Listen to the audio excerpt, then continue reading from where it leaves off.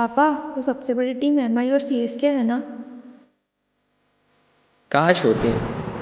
पापा, वो कौन सी टीम है जो हार कर भी इतना खुश है। बेटा, आज तुम्हें एक अलग कहानी सुनाता हूँ।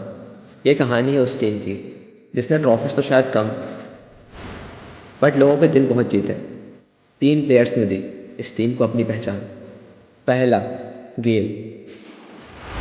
अगर ये अकेला खड़ा रह जाए तो पूरी टीम का स्कोर अकेले ही बना देता है। मिस्टर 360 जिसने बदल के रख दी बैटिंग की परिभाषा। पापा, इस टीम ने तो बस एक ही ट्रॉफी जीती है, तो ये इतनी महान कैसे है। इस टीम ने सबको सिखाया कि कमबैक कैसे करना है। वो टीम का एक खिलाड़ी जो आईपीएल से बड़ा हो चुका है, the chess master, the king, the Virat Kohli.